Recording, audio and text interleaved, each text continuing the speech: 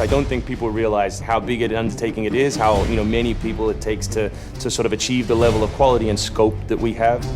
Assassin's Creed 3 is a big scale game. The amount of things that are produced per day, that are developed per day, it's amazing. The team has grown to be several hundred people in 5 studios around the world, all of them working on really specific elements, so the amount of work is just staggering.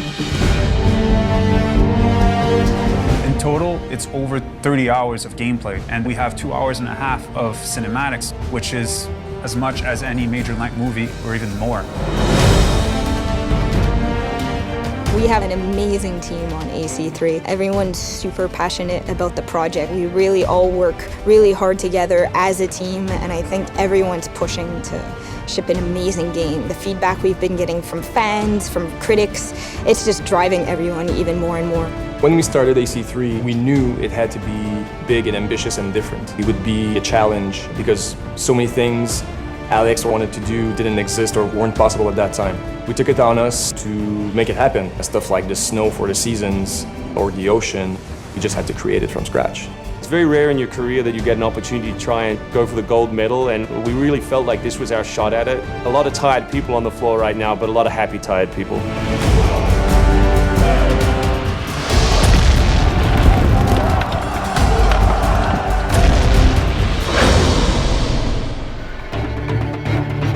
We've always tried to pick exciting periods in history and then drop the player in, so they're exploring that time as well as our fictional story.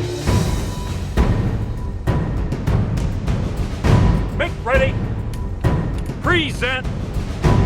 The American Revolution was a very pivotal time because the concept of self-government as opposed to being governed by royals, it was very radical for the era.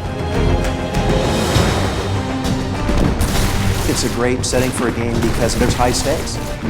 It was the founding of a nation. It was a time when an individual could make a difference. It was all or nothing. They had to win or die. The American Revolution begins as a dispute over taxes, and as it unfolds over the course of the 1760s and 1770s, it becomes a contest that eventually defines the modern conception of liberty. The themes that are present in the history, these ideas of power and slavery, of control versus freedom, are not just debates within the American Revolution, but also debates within the history of the franchise. The Revolutionary War was an incredibly brutal experience. You think about these weapons, muskets and flintlock pistols, they're one-shot weapons, they're very inaccurate, cannonballs were ripping off limbs. This is something you just don't really hear about in the history books and something we wanted to bring to life in the game. I think that the primary draw of the AC franchise is the fantasy of being an assassin. To be this guy that can sort of move in and out of public and private spaces, who has all of these different weapons and abilities at his command, that's part of the secret society. Connor is our new hero in Assassin's Creed 3. He's half British, half Mohawk. He's humble and more grounded to nature type of person. We did a lot of research into Native American culture. We've recorded dialogue in their native language. The main character, Radun Hagedum, he is half Ganyagehaga. He speaks Ganyageha. It's not a very book language, it's more oral. My job is to make sure that their intonation is good and their pronunciation is on. Excellent. I loved it. And we've tried very hard to reflect their culture as accurately as possible.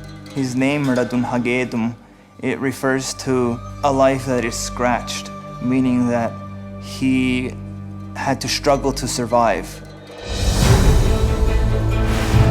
Connor, as a hero, is someone who sees himself as a defender of the people. He's more inclined to justice than revenge. It's one thing to declare our independence. Now, my friend, we must make it so. Connor's goal is to assassinate key historical figures at major battles, at major events during the Revolution.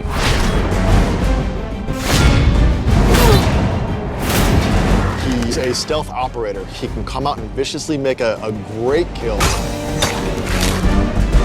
then blend right back in.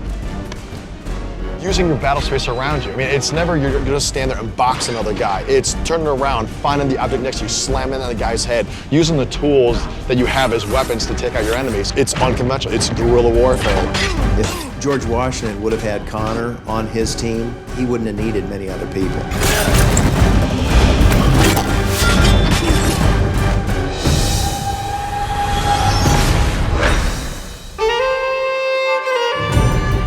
Anvil Next is an engine that gives us the possibility to do things that were not possible to do before. The weather system, the seasons, the formable snow, bigger worlds in general, the ocean. It's the sum of 3 years of improvements that we've built upon. Brand new navigation system, brand new combat system, 2,500 characters on screen at any one time, being able to cut through interiors in the city. Anvil Next is a massive leap forward in terms of gameplay opportunities.